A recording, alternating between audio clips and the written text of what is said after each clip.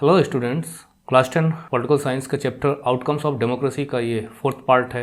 और इस पार्ट में हम reduction of inequality and poverty means किस प्रकार से हम असमानता या जो विषमता है means the differences between the economic conditions of the poor and the rich, उस इनइक्वालिटी की हम बात कर रहे हैं। और पॉवर्टी मीन्स गरीबी, तो इसको कैसे कम कर सकते हैं। डेमोक्रेसी में क्या हम एक्सपेक्टेशंस कर सकते हैं कि इनइक्वालिटी और पॉवर्टी को एलिविएट करने की, रिड्यूस करने की कोशिश गवर्नमेंट्स करती हैं।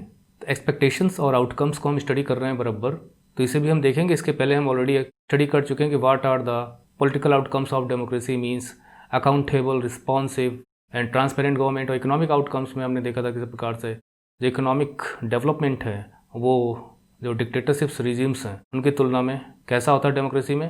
तो इस बैकग्राउंड के साथ हम आगे बढ़ते हैं। परहैप्स मोर देन डेवलपमेंट, विकास से भी ज़्यादा, it is reasonable to expect democracies to reduce economic disparities.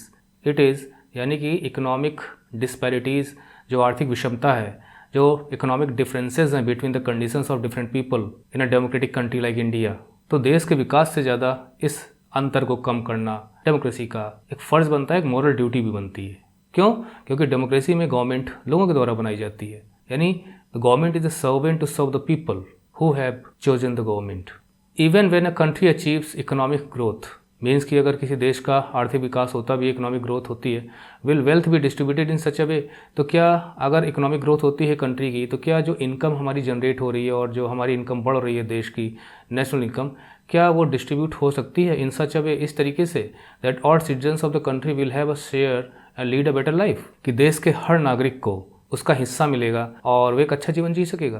यानी डेमोक्रेसी में हम इस प्रकार के एक्सपेक्टेशंस कर सकते हैं कि वो इस डिस्पैरिटी को दूर करेगी और हर सिटीजन्स को, गरीबों को उनका हक देगी कि हाँ वो भी एक बेटर लाइफ लीड कर सकें। तो एक क्वेश्चन है कि क्या ऐसा हो सकता है डेमोक्रेसी में?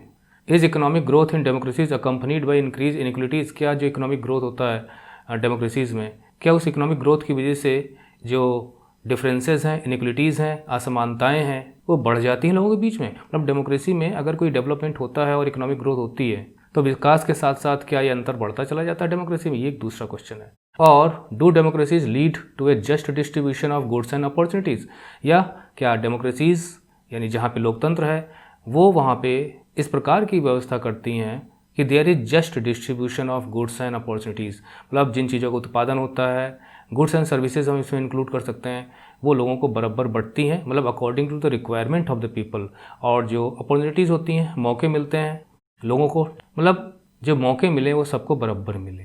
क्या ऐसा होता है? ये तो बहुत ही आइडियल कंडीशन है। क्या डेमोक्रेसी में ऐसा होता है? मतलब क्या हम इसमें एक्सपेक्ट कर सकते हैं? तो इसमें तो हम ये एक्सपेक्ट कर सकते हैं कि डेमोक्रेसीज में there will be just distribution of goods and opportunities. तो देखते हैं आगे। Democracies are based on political equality.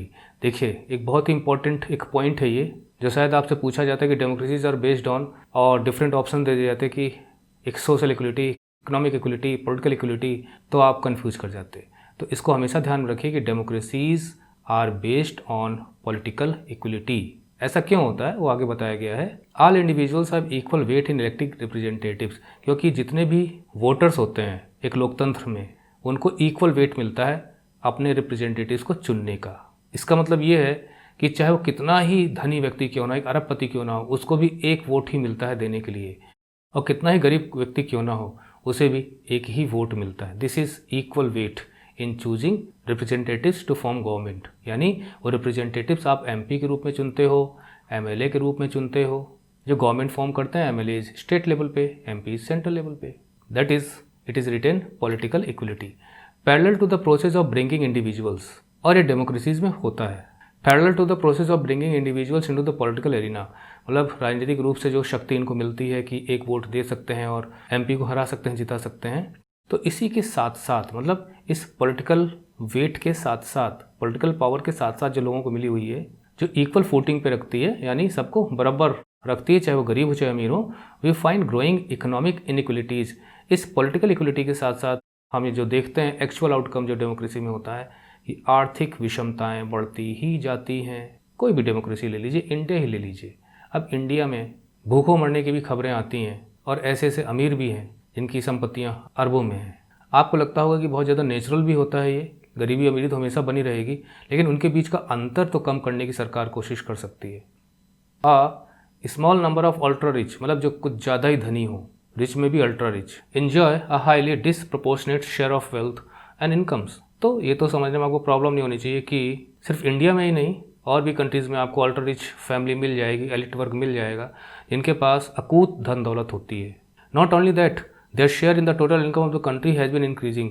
और सिर्फ इतना ही नहीं है, ये जो अल्ट्रा रिच फैमिली है, जो एलिट वर्ग होता है किसी भी कंट्री का अल्ट्रा रिच, जैसे हमारे टाटाज हैं, बिरलाज हैं, अंबानीज हैं, तो होता क्या है कि इनका जो शेयर है टोटल इनकम में, किसी भी देश की जो इनकम होती है, मान लीजिए 100 रुपये है, तो इसमें कभी 60% है तो बढ़ता चला जा रहा है। यानी कुछ ही लोगों के पास पूरे देश की इनकम का काफ़ी हिस्सा होता है। अब देखिए अमेरिका में आप एप्पल कंपनी देख लीजिए, गूगल देख लीजिए, माइक्रोसॉफ्ट देख लीजिए, गजब का पैसा होता है इन लोगों के पास। इतना पैसा है इन लोगों के पास कि एक देश का पूरा खर्चा उठा सकती हैं। और दूसरी तरफ हम देखते हैं कि इतने गरीब हैं बेचारे कि रहने को घर नहीं, फुटपाथ पे पड़े हुए हैं, भूखों मर जाते हैं। तो ये जो इनइक्वलिटी है, इसकी बात यहाँ पे हो रही है, इसकी वजह से पॉवर्टी होती है। तो not only that their share in the total income of the country has been increasing, those at the bottom of the society, और जो सोसाइटी के बॉटम पे है, मतलब गरीब से गरीब लोग, है very little to depend upon. तो इधर इनका शेयर बढ़ रहा है, तो यहाँ इनके पास बहुत ही कम संसाधन होते हैं जिस पर वो अपना जीवन गुजार सकें, डिपेंड हो सके। Their incomes have been declining, उनकी इनकम कम होती चली जा रही है। Sometimes they find it difficult to meet their basic needs of life, कभी कभी तो उनके सामने इतनी समस्या आ जाती है कि वो जीवन की जो मूलभूत ज़रूरतें होती हैं, बेसिक रिक्वायरमेंट्स को भी पूरा नहीं कर पाते, जैसे फूड है, क्लोथिंग है, हाउस है, एजुकेशन है, हेल्थ है। अभी देखिए जब मैं वीडियो बना रहा हूँ तो पेंडेमिक फैला हुआ है जो कोविड-19 के नाम से जाना जाता है। और अब आप समझिए कि इस स्थिति में भी जो रिच फैमिलीज़ हैं उनको तो कोई प्रॉब्लम नहीं है, लेकिन वो जो ठेला लगाते हैं, जो सब्जी बेचते थे, फेरी करते थे, रोज़ाना पैसा कमाते थे और उस पैसे से उनका उस दिन का भोजन बनता था, कितनी परेशानी झेल रहे हैं। इन एक्चुअल लाइफ, यानी जीवन में जो देखने को मिलता है वो एक्चुअल लाइफ है। Democracies do not appear to be very successful in reducing economic inequalities. तो देखिए आउटकम क्या निकल के आता है डेमोक्रेसीज में, ये डेमोक्रेसीज में ये पाया गया है कि वो सफलतापूर्वक सक्सेसफुली इकोनॉमिक इनइक्वलिटीज़ को रिड्यूस नहीं कर पा रही है, जबकि जनता की सरकार होती है। In class 9 economic text book you have already studied about poverty in India, तो आपने पढ़ा होगा। The poor constitute a large proportion of our voters, हमारे जितने वोटर्स वोट देते हैं उसमें ज़्यादातर हिस्सा उन लोगों का होता है जो गरीब हैं, गांव के हैं, किसान हैं, मजदूर हैं। And no party will like to lose their votes. और चूँकि डेमोक्रेसी में ये होता है कि ये पार्टियां वोट के लिए मरती हैं, कुछ भी करने को राजी हो जाती हैं, कंप्रोमाइज़ तक कर लेती हैं। तो इस स्थिति में एक भी वोट कोई पार्टी छोड़ना नहीं चाहेगी गरीबों का। And no party will like to lose their votes, तो कोई भी पार्टी उनका वोट खोना नहीं चाहेगी। इसलिए कितनी स्कीमें, कितनी योजनाएं पार्टियां घोषित करती रहती हैं। येट डेमोक्रेटिकली इलेक्टेड गवर्नमेंट्स, लेकिन फिर भी जो लोकतांत्रिक रूप से जो सरकारें चुनी जाती हैं, do not appear to be keen, ऐसा लगता है कि वो इंटरेस्टेड नहीं है ज़्यादा।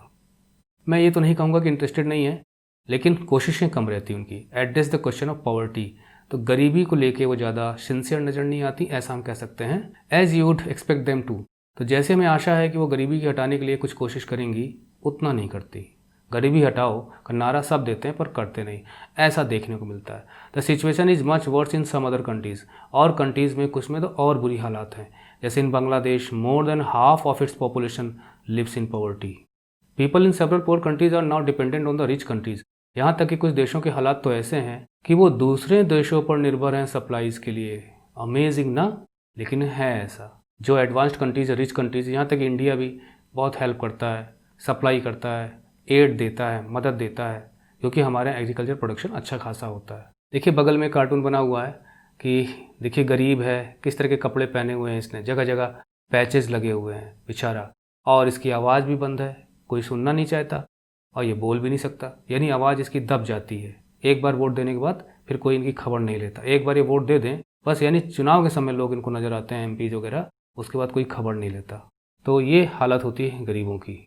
नीचे देखिए कार्टून दिया गया है, इस कार्टून को देख के आप समझ गए होंगे कि world's wealth owned by few, यानी दुनिया भर में जितनी भी इनकम होती है, मतलब दुनिया भर की जितनी भी कमाई है, वेल्थ है, उसका हिस्सा ज़्यादा से ज़्यादा कुछ ही लोगों के पास। अब देखिए ये पूरा वर्ल्ड है, अब इसमें से 50% लोग ऐसे हैं जो गरीब हैं, ये मान के चला जाता है इस कार्टून को देखकर। इसकी बॉडी भी आप देख लीजिए, कितना ज़्यादा इसको भोजन की आवश्यकता है, कपड़े भी ठीक ठाक नहीं है, मुंह भी बड़ा है, लेकिन कितना हिस्सा खाने को मिला है आप देखिए, प्लेट पर पतले पतले हाथ हैं। इधर देखिए आप, ओनली 2%।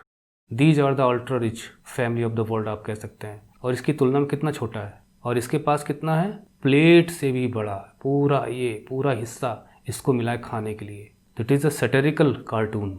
तो ये स्थिति है। और ऐसे ही वर्ल्ड के इंडिविजुअल कंट्रीज़ के साथ है। हमने पिछले पार्ट में पढ़ा था कि टॉप 20% 64.8% इनकम उनके पास होती है। इसी प्रकार से जब हम नीचे आते हैं तो डेनमार्क और हंगरी वगैरह की सिचुएशन कुछ ठीक नज़र आती है। यहाँ तक कि अमेरिका में भी काफ़ी ज़्यादा डिस्क्रिपेंसीज़ हैं, इकोनॉमिक इनइक्वलिटी है। तो इकोनॉमिक इनइक्वलिटी तो प्रॉब्लम हर जगह है, लेकिन डेमोक्रेसी में उम्मीद की जाती है कि वो कुछ इस पर ज़्यादा ध्यान देंगी। देखिए ये भी कार्टून है और ये मुन्नी है कार्टून, पूछ रही है democracy is a rule of the majority. लोग कहते हैं कि डेमोक्रेसी में मेजोरिटी का रूल होता है। मेजोरिटी का रूल का मतलब ये होता है कि गवर्नमेंट वही फॉर्म कर पाता है जो मेजोरिटी में होता है, यानी जिन्हें ज़्यादा से ज़्यादा वोट मिले होते हैं। The poor are in majority. और ये कहा जाता है कि गरीबों की संख्या ज़्यादा है देश में, ये मेजोरिटी में है, तो इसका मतलब जो है गवर्नमेंट भी है वो पुअर की होनी चाहिए। क्वेश्चन पूछना है, so democracy must be rule of the poor. तो बहुत ही लॉजिकल क्वेश्चन है कि सरकार भी फिर गरीबों की होनी चाहिए, क्योंकि गरीब मेजोरिटी में है और मेजोरिटी की सरकार होती है। Very logical question, very reasonable question. How can this not be case? लेकिन ऐसा नहीं होता है, गवर्नमेंट पुअर की नहीं होती। तो क्यों नहीं हो पाता? तो इसका बेसिक रीज़न ये है कि जो रिप्रेजेंटेटिव्स चुने जाते हैं, उन्हें जो वोट देकर हम भेजते हैं वो खुद ही रिच होते हैं, और अगर वो गरीब हैं भी तो चुनाव लड़कर वो जीत नहीं पाते हैं। कहा जाता है कि मनी इन मसल पावर काम आती है।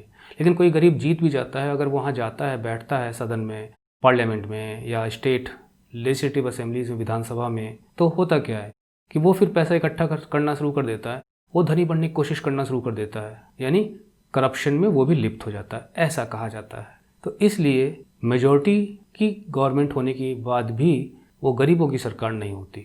सो mostly we people are responsible for choosing the wrong people. We should choose the people on the basis of merit, on the basis of their character. तो ये सारे कार्टून भी हमने study कर लिए। यहाँ पे देखिए कितना व्यंग है, कितना सटायर है। वॉइस ऑफ द पुअर, गरीबों की आवाज़। अरे क्या आवाज़, मुंह पे तो पट्टी लगी हुई है, कोई बोलना ही नहीं देता इनको, आवाज़ तो अमीरों की सुनी जाती है। ये कार्टून भी हमने देखा और ये हम टॉपिक अगले पार्ट में लेंगे। तो इस ट्यूटोरियल को यहीं खत्म करते हैं। Thank you for watching the video tutorial. See in the next video. Till then goodbye, take care.